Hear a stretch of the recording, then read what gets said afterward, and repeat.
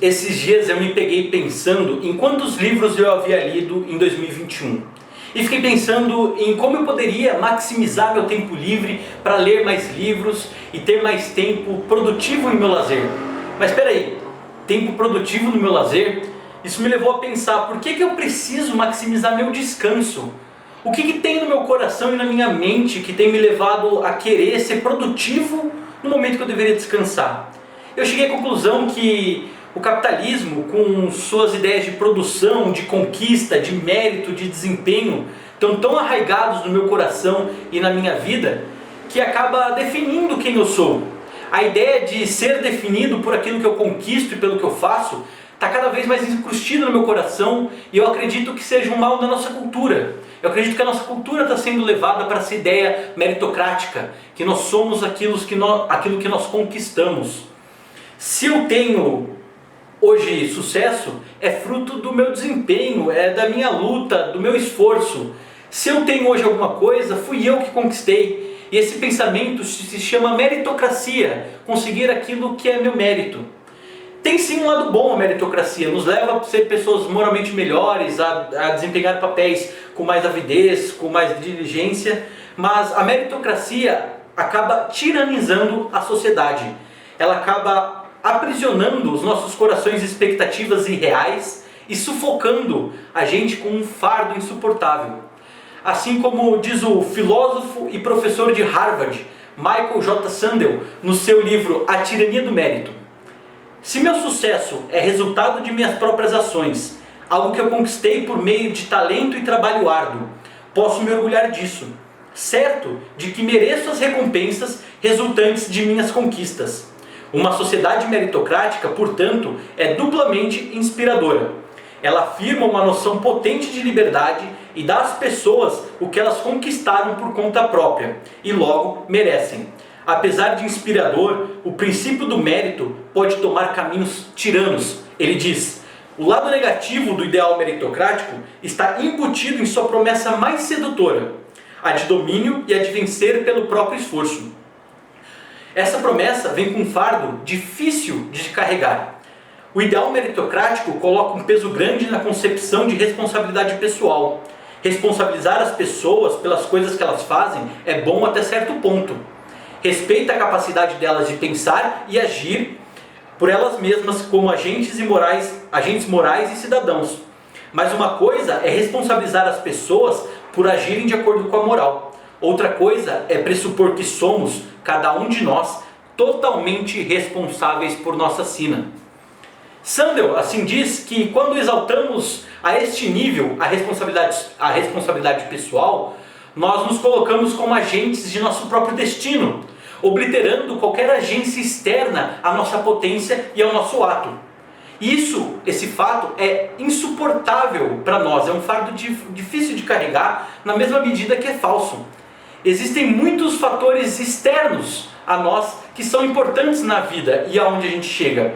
Por exemplo, o ponto de partida. Se nós tivermos uma família estruturada que nos apoia, que nos suporta, se nós frequentamos escolas qualificadas que nos ajudaram no nosso desenvolvimento, ou então pessoas à nossa volta que nos ajudam e nos impulsionam, ou pessoas que acabam nos arrastando e nos levando por maus caminhos. E também, mais importante do que qualquer outro fator externo, a existência de um Deus criador de todas as coisas que se mantém no domínio de toda a história, da macro-história da humanidade e da micro-história da minha vida. Mas é interessante pensar que a meritocracia não é tão atual e não é tão nova. Nós já enxergamos isso em tempos remotos, como mostra o capítulo 5 do livro de 2 Reis com a história de Naamã.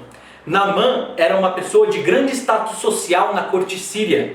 Ele era comandante do exército do rei sírio e já conquistara várias coisas através de batalha. Assim ele se tornara amigo próximo do rei e bem rico. Mas a Bíblia conta que ele teve lepra. Lepra, a palavra lepra na Bíblia pode significar diversas doenças de pele. Mas é comum entre elas que a pessoa que é cometida por lepra passa por um desenvolvimento da doença que é muito sofrido. Tanto pela doença em si, que acaba desfigurando, acaba causando dor e sofrimento, e também por uma rejeição social que as pessoas leprosas tinham. Elas eram excluídas socialmente pela sua doença. E por fim, essas doenças levavam à morte. Desesperado então pela situação, Naamã acaba acatando a indicação de uma escrava de sua mulher, uma menina israelita que havia sido tomada escrava em um ataque sírio a Israel. Essa menina indica a Naamã uma possibilidade de cura através de um profeta chamado Eliseu que morava em Israel. Então Naamã pega todas as coisas que seu status social poderiam oferecer para a cura: quilos de ouro e prata, roupas refinadas, uma carta de recomendação do rei sírio pedindo para que o rei de Israel cooperasse na ajuda de seu comandante. Ele, com uma comitiva, parte da Síria e vai para Israel. Acontece que Naamã, como a gente pode perceber, ele vivia à base das suas conquistas. Tudo que ele tinha até então era mérito seu. Ele havia conquistado, e assim ele queria conquistar a cura no profeta de Israel. Acontece que quando ele chegou e entregou a carta ao rei de Israel, o rei de Israel não recebeu também a notícia. O texto diz: assim que o rei de Israel leu a carta, rasgou as vestes e disse: por acaso sou Deus, capaz de conceder vida ou morte? Porque este homem me envia alguém para que eu o cure de lepra? Vejam como ele procura um motivo para se desentender comigo. O rei de Israel, que era descrente, nada podia fazer para ajudar o rei sírio ou Naamã, então se desespera com medo que isso culminasse em uma guerra. Eliseu, profeta de Deus, apesar de não responder diretamente ao rei de Israel, vai lá e se prontifica em ajudar para poder testemunhar a respeito de Deus. Mas Eliseu não vai ter com Naamã quando Naamã bate a sua porta de sua casa. Ele manda um servo, um escravo, mandar as instruções para Naamã. E elas eram: vá e se lave 7 vezes no Rio Jordão. Sua pele será restaurada e você ficará purificado. Essa falta de honrarias e respeito de Eliseu, que ele não concede nenhuma honraria ou respeito a Naamã, e a simplicidade do que Naamã deveria fazer para curar, enfurecem Naamã. O texto diz: mas Naamã ficou indignado e saiu dizendo: eu estava certo de que ele sairia para receber-me, invocaria de pé o nome do Senhor seu Deus, e moveria a mão sobre o lugar afetado e me curaria da lepra. Não são os rios Abana e Farfar em Damasco melhores do que todas as águas de Israel? Será que não poderia lavar-me neles e ser purificado? Então foi embora dali, furioso. Naamã se sentiu destratado, porque para ele o mérito vinha através da conquista. A vida inteira ele tinha conquistado coisas e ele achava que onde ele estava e o que ele tinha era tudo baseado no que ele fizera. Tudo que ele havia recebido no coração dele, ele entendia ser merecidamente seu.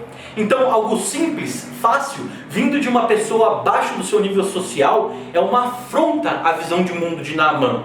Ser curado sem ter que realizar algo grandioso ou pagar um alto preço por essa cura era loucura, a tal ponto dele se sentir humilhado diante dessa possibilidade. Mas, de onde menos se esperava algo, surge uma esperança. Os servos de Naamã, que tinham acompanhado para servi-lo, para levar os presentes e tudo mais, intercedem a favor do profeta Eliseu e dizem: meu senhor, se o profeta lhe tivesse pedido alguma coisa difícil, o senhor não faria? Quanto mais quando ele apenas diz para que se lave e seja purificado. O pedido era inconcebível e humilhante para Naamã, mas seu desespero era maior ainda. Então ele se humilha, ouve os servos e acata a decisão do profeta. O texto diz que ele desceu ao Jordão e mergulhou as 7 vezes conforme a ordem do homem de Deus. E nesse processo de mergulhar no Jordão, ele foi purificado e sua pele se tornou como a de uma criança. Deus acaba agindo na vida de Naamã de uma maneira que era impensável para ele. A visão meritocrática de Naamã começa a ser lavada através da cura no Jordão. Porque ele não alcança nenhum feito impossível. Ele alcança a cura não pela influência social, pelo dinheiro ou pelo contato com pessoas poderosas e importantes, mas por ouvir aqueles que eram desprezados, os servos e os escravos. E ele acaba fazendo algo simples, que lhe fora ordenado, mas é através desse processo que ele recebe a cura de Deus de graça. Naamã reconhece sua pequenez perante a grandeza de Deus, entende que Deus não opera mediante a meritocracia. Deus não fica aguardando nossas conquistas para nos recompensar de acordo com elas. Ele nos dá as coisas conforme a sua própria sabedoria e vontade. Naamã sai do Rio Jordão não apenas purificado da lepra, mas com a visão de mundo abalada e começando a ser transformada. O texto fala: então Naamã e toda a sua comitiva voltaram à casa do homem de Deus. Naamã lhe disse: agora sei que não há Deus em nenhum outro lugar senão em Israel. Por favor, aceita um presente do teu servo. Ainda havia, mesmo após a cura milagrosa, um resquício de meritocracia em Naamã. Ele deseja pagar a cura, afinal Eliseu merece um pagamento, talvez até maior do que ele poderia dar ali naquele momento.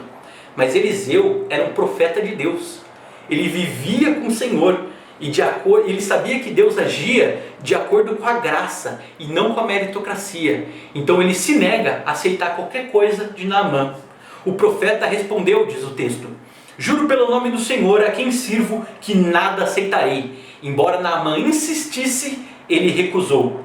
Eliseu não queria qualquer coisa de Naamã, feito grande ou presente, e ele o despede sem receber nada em troca. Disse Eliseu: vá em paz. E nós vemos que Naamã foi embora curado. Centenas de anos mais tarde, um outro homem também se lavaria no Jordão, mas não por ter lepra ou qualquer doença, mas sim para dar início à vida pública dele durante 3 anos, que culminaria em uma morte sofrida e horrenda, pendurado numa cruz. E depois de 3 dias, ele ressuscitaria e teria a vida eterna. Esse homem era Jesus de Nazaré, que foi batizado no Jordão aos 30 anos de idade e passou os próximos 3 anos curando e ensinando, até o momento que foi traído por Judas Iscariotes, julgado e crucificado como um rebelde. Jesus nada é menos do que o Deus criador de todas as coisas, que vem à terra e se faz homem para nos curar da nossa lepra. A lepra que eu e você temos, a lepra que todos os homens tiveram, que é o pecado. O pecado é a rebeldia humana em querer viver sem Deus, acreditando que as coisas que conquista são frutos do próprio esforço, são mérito seu e sem influência nenhuma externa. O pecado é a crença humana de acreditar que existe mérito sem Deus. A lepra se espalhava no mundo antigo e ia desfigurando a quem a cometia, levando à rejeição social e por fim à morte. O pecado, ele nos desfigura como humanidade que é feita à imagem e semelhança de Deus, nos leva à rejeição divina e no final nos mata espiritualmente. Nós vemos que o salário do pecado é a morte em Romanos 23, mas o dom gratuito de Deus é a vida eterna em Cristo Jesus, nosso Senhor. Jesus é o único homem que passou nessa terra e passará sem a lepra do pecado. Ele não tem por mérito a morte, mas mesmo assim ele se entrega para saldar essa dívida. É como um maldito pendurado na cruz, acusado injustamente de uma rebeldia que ele nunca teve. Ele faz isso para cumprir a tirania do mérito do pecado e nos oferecer a liberdade da graça em sua ressurreição. Como Naamã, nós somos lavados da lepra não por conquistarmos algo, mas por favor e graça de Deus. Jesus morre em nosso lugar, ele recebe o mérito do pecado que não é seu, e ele oferece a vida na ressurreição ao 3º dia, revelando a cura, a liberdade e a vida que há nele. Como Eliseu, Jesus não espera que eu e você façamos alguma coisa para conquistar a cura que ele oferece. Ele não quer que a gente pague um alto preço, tampouco pede algo que não esteja ao nosso alcance. Ele nos convida à cura unicamente e exclusivamente através da fé. A única coisa que Jesus pede é que nós acreditemos nele, assim como Eliseu pediu que Naamã acreditasse nele e se lavasse nas águas. Nos dá vida e liberta de graça, porque Jesus pagou o preço do pecado. Jesus é o cumprimento do mérito do pecado. Então ele nos oferece a liberdade da graça. Como na história de Naamã, a cura vem através dos simples e dos oprimidos. Em Naamã, a gente vê que a notícia da cura lá na Síria vem através da menina israelita, que é uma escrava da mulher de Naamã. As instruções para a cura vêm através do servo de Eliseu. O convencimento, a humilhação e a obediência vem pelos servos de Naamã. Não há nenhuma pompa, não há nenhuma pessoa gloriosa participando da história da salvação de Naamã. A nossa cura, semelhantemente, vem daquele que se fez servo e humilde, Jesus Cristo, que apesar de ser o Rei dos Reis, despiu-se de toda a sua glória e se fez maldito na cruz para nos servir de sua graça. Ele se fez humilde, sendo o único homem na história a possuir mérito, para nos humilhar e nos chamar à obediência e nos livrar da tirania do mérito para participarmos da liberdade da graça.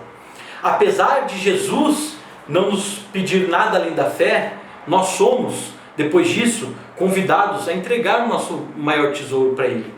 E nosso maior tesouro não são nossos bens, não são as nossas conquistas, mas não são a prata, o ouro ou as roupas finas que a gente tem, mas são as nossas vidas. Nós podemos viver sendo produtivos agora, não para ter mérito, não para alcançar coisas, mas para honrar aquilo que Jesus fez por nós, para lhe render glória. Então, quando agora, tendo isso em mente, nós pensamos em como melhorar o uso dos nossos bens, do nosso tempo, para que com tudo o que temos e o que somos, nós possamos mostrar às pessoas ao nosso redor o quão amoroso, poderoso e acessível é o nosso Deus. Eu acho que isso nos leva a uma reflexão, que a gente sempre tem que estar atento, a gente sempre deve estar atento, que Jesus é o ponto de partida. A liberdade da graça deve nos impulsionar a dar o nosso melhor em nossos empregos, estudos e atividades.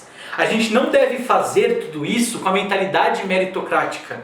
A gente não deve fazer tudo isso visando mérito ou para conquistar o amor de Deus ou para conquistar a cura de nossos pecados. Mas nós devemos dar o nosso melhor como pessoas que são agradecidas por não serem responsáveis pelo próprio destino, pela própria sina. Pois se a gente tivesse que ser responsável pelo nosso destino e pela nossa sina, nós teríamos que ser perfeitos, o que nós não somos. Mas nós temos um Deus que nos ama independentemente do nosso mérito e nos leva ao melhor dos destinos, que é a graça e de graça. Assim, quando a gente agir moralmente bem, impulsionados pelo amor de Deus, nós não fazemos para que nós sejamos melhores do que os outros que não agem de tal forma, ou para nos tornarmos mais merecedores do amor de Deus, mas como uma resposta ao que Jesus fez por nós. Então eu convido você a refletir. Como você passa as horas que você deveria estar trabalhando, fazendo as coisas que são de fato relativas ao trabalho, ou passeando nas redes sociais? Quando você está em aula, você participa das aulas, ou fica com a câmera e o microfone fechado e desligado, enquanto assiste ou faz outra coisa? Você tem pastoreado e cuidado das pessoas de maneira que seu ministério cresça e as pessoas sejam cuidadas? Ou tem aproveitado a pandemia e o distanciamento social como uma desculpa para ficar em casa, sem servir e sem fazer nada? Como andam suas atitudes? Como anda o seu coração? Nós fomos libertos da tirania da meritocracia, mas não para o ócio ou para a apatia, mas para as boas obras. As amarras de nós sermos definidos por aquilo que produzidos, na tentativa de ser perfeito e conquistar as coisas, estão libertas na graça. Mas ainda há a responsabilidade de sermos agentes de Deus, cooperando com Ele e sendo instrumento dele na vida de outras pessoas. Seja através do ministério, do trabalho, do discipulado, do namoro, do cuidado da casa ou qualquer outra coisa. Deus nos chama a fazer as coisas para Ele e por Ele. E assim a gente deve dar o nosso melhor, por amor como resposta. Então, quando enxergamos a liberdade da graça como definição do nosso mérito, nós podemos e devemos produzir, mas não para conquistarmos algo, mas para a glorificação do nosso próprio Deus. Então, assim como eu tenho meditado nessas coisas, eu convido você para que reveja como você tem levado a sua vida, para que você repense como você tem visto as coisas que você recebeu. Sem Cristo, nós não somos merecedores de nada além da morte, pois somos rebeldes, sujos e doentes. A maravilhosa notícia, em contrapartida, é que não mais somos destinados ao mérito do nosso pecado, mas à liberdade da graça, pois houve quem sofresse da tirania do mérito por nós e nos ofereceu a cura de uma forma acessível. Então eu convido você a fazer essa oração comigo. Senhor Jesus, nós somos gratos por você ter sofrido a tirania da morte em nosso lugar. Temos, através da fé, a convicção de que assim como você venceu a morte, nós a venceremos e vencemos conjuntamente. Agradecemos por você ter nos libertado de nosso destino e lhe pedimos que nos ensine a responder por todo esse amor da melhor forma possível, vivendo para você em todos os momentos de nossas vidas e que em todas as coisas que fizermos, seja no trabalho, em casa, nos estudos ou no lazer, o façamos para lhe render glória. Obrigado por nos livrar da meritocracia e nos conceder a graça libertadora, que nos leva a produzir, mas não para que nós cresçamos, mas para que seu nome seja exaltado eternamente. Amém. Que Deus abençoe a sua vida.